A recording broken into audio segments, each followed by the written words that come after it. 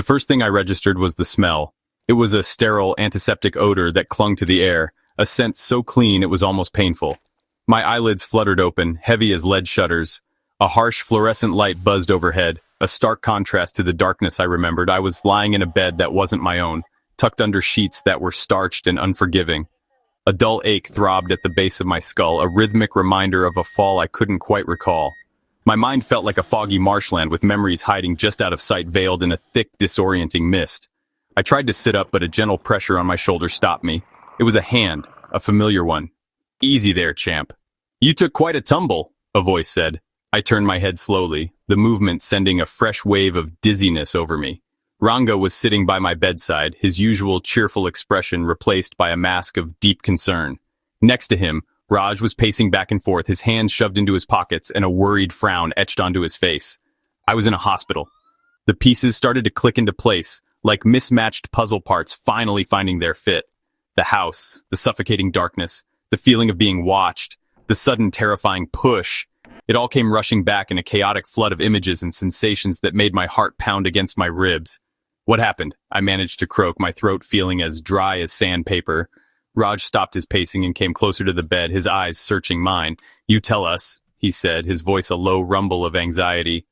"You were unconscious when we found you at the bottom of the staircase. The doctor said you have a concussion. They want to keep you here for observation, make sure everything's okay." Ranga nodded in agreement, adding, "We were so worried. We told you that place was bad news. We should never have gone back. It's not safe. And whatever is in that house, it clearly doesn't want us there." Their words were meant to be comforting, I knew, but they only fueled a fire that was starting to burn within me. This wasn't just some random accident. I hadn't just tripped in the dark. "No," I said, my voice gaining a sliver of its usual strength. "I'm not leaving this alone. We can't just run away because we're scared. Something is happening in that house, and I have to find out what it is. It's not a ghost. It can't be. There has to be a logical explanation, and I'm going to find it. As soon as I get out of here, I'm going back." My insistence was met with a wall of resistance from my friends, but my resolve was firm. The doctors, however, had other plans. They insisted on a few more days of rest, a period I used to try and piece together the puzzle.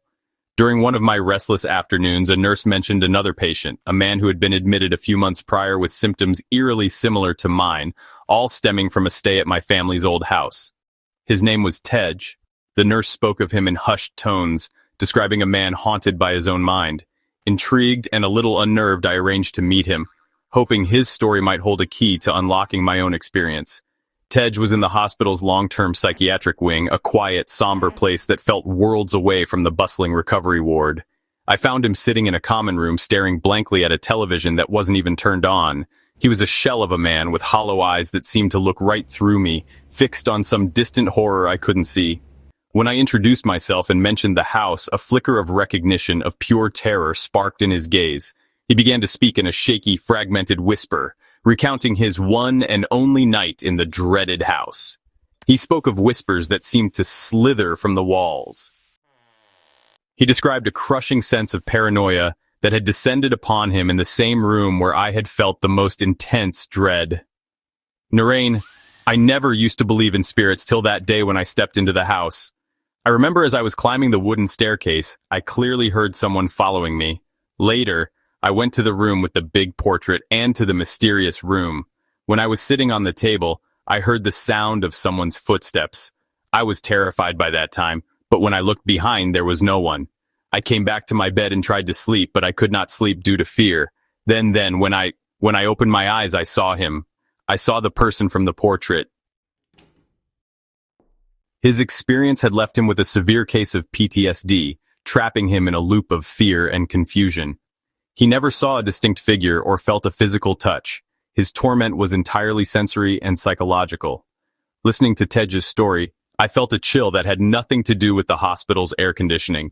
His account was both terrifyingly similar and strangely same from my own.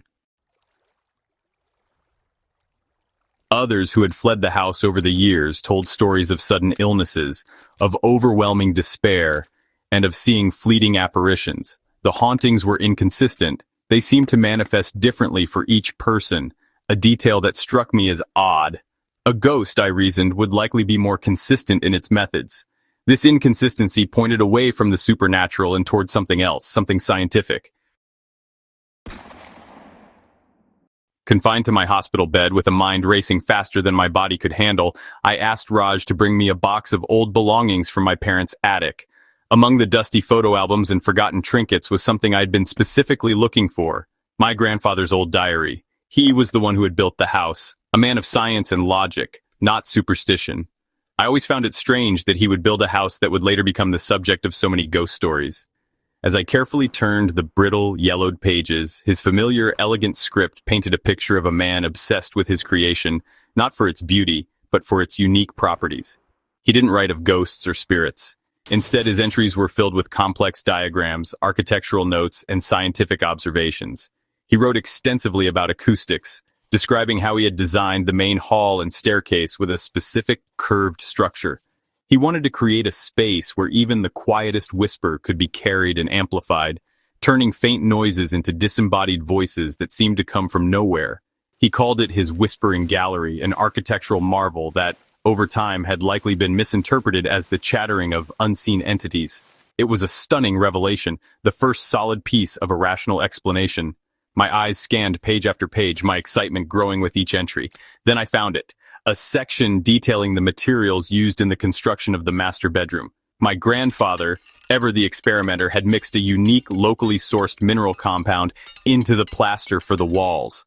He noted its unusual properties, mentioning that when exposed to prolonged darkness and low humidity, the compound could slowly release a type of odorless psychoactive gas. He had theorized it might have a calming, therapeutic effect.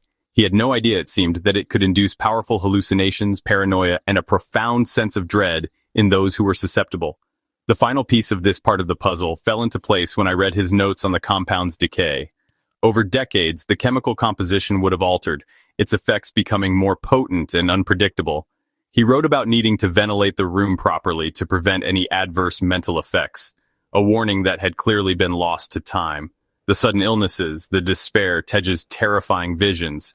It all began to make a horrifying kind of sense. The ghost wasn't a spirit trapped in the house. It was the house itself. Its very walls were designed to play tricks on the mind, a scientific experiment gone horribly wrong.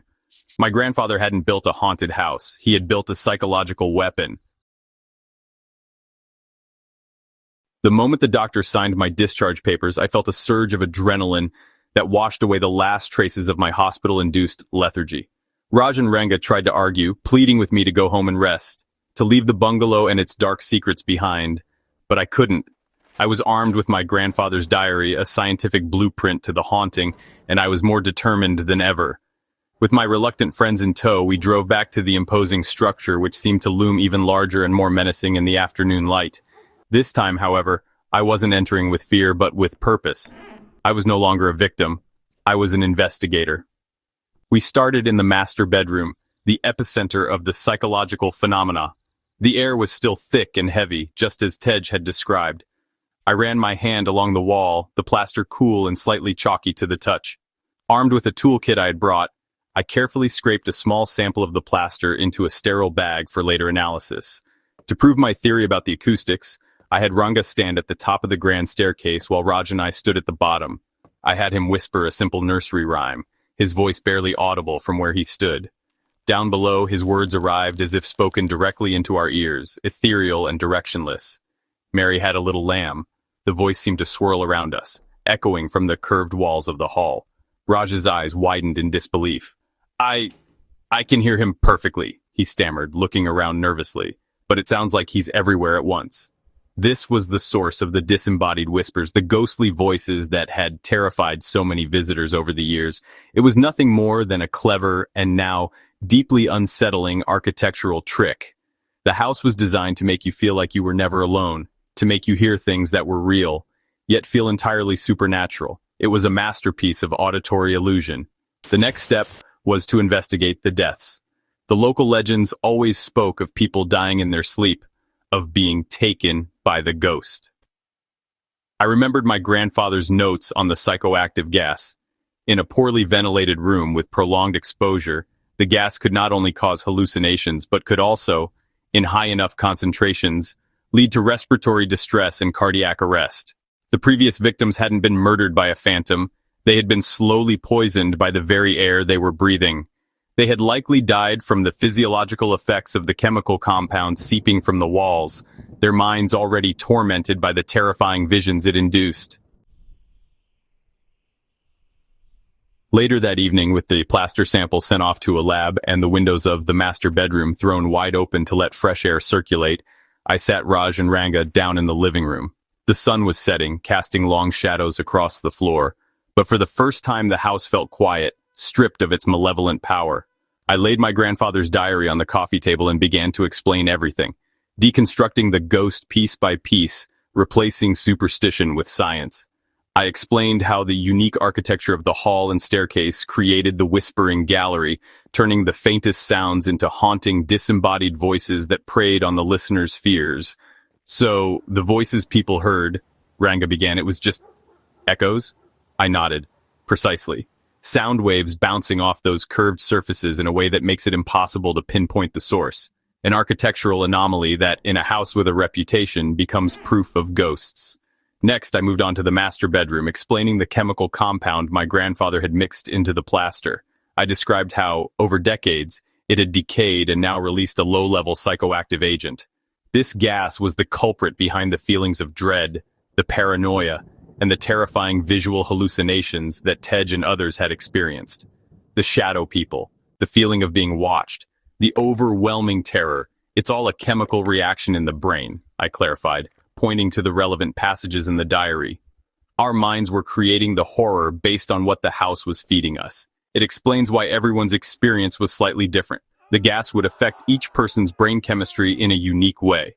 I then addressed the most tragic part of the legend, the deaths. I explained how the same chemical in a sealed, unventilated room could build up to toxic levels overnight, leading to respiratory failure. The victims died in their sleep, not from a ghostly touch, but from silent, odorless poison. Raj leaned back, running a hand through his hair as he processed the information. So, it's all fake, the whole legend, it's just science. The relief in his voice was palpable. The fear that had gripped them was replaced by a sense of calm understanding. The house wasn't a home for a restless spirit. It was a monument to a scientific experiment that had spun out of control, its secrets buried in the faded ink of an old diary. We had solved it. We had chased the ghost out, not with prayers or rituals, but with logic and reason. The haunted bungalow was, for all intents and purposes, officially debunked. With the mystery solved, a sense of peace settled over the three of us. We had faced the monster and discovered it was nothing more than a trick of light and chemistry. We had unmasked the ghost. As we prepared to leave the house for what we hoped was the last time, feeling a mixture of triumph and exhaustion, Raj paused by the main door. He turned to me, a thoughtful, slightly confused look on his face. "There's just one thing I don't get," he said, breaking the comfortable silence. "Everything you said makes perfect sense. The whispers, the visions, the deaths, it all adds up. But it doesn't explain everything that happened to you." I stopped, my hand on the doorknob, and looked at him. "What do you mean?" I asked a little defensively. He continued, "The gas and the acoustics don't explain the fall. You said you were pushed, you were certain of it. And what about your personal alarm, the one you carry for emergencies? When we found you at the bottom of the stairs, it was going off. The button had been pressed. You were unconscious, so you couldn't have done it. Ranga and I were outside. We definitely didn't do it." A cold knot began to form in the pit of my stomach, the triumphant feeling from moments before slowly starting to evaporate. He was right. I hadn't tripped. I was pushed. A firm, solid pressure against my back sent me over the edge. And the alarm. I remembered clipping it to my belt, but I had no memory of pressing the button. If I was unconscious and my friends were outside, who triggered it and who brought me downstairs? Who was in the house with me? A chill snaked its way up my spine, far colder than any I had felt before. We had explained the house as haunting, but we hadn't explained the presence of another person. Was it a squatter? A prankster who had taken things too far? The rational explanations felt thin, unsatisfying. As we stood there in the doorway, my gaze drifted up the grand staircase to the landing above. My eyes fell upon the large, oil-painted portrait of my grandfather that hung on the wall. He stared down at the hall he had built, a stern, unsmiling figure captured in time.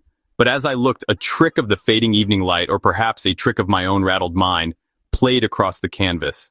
For a fleeting, heart-stopping second, I could have sworn that the portrait's painted lips curled into a faint, knowing, and deeply unsettling smile.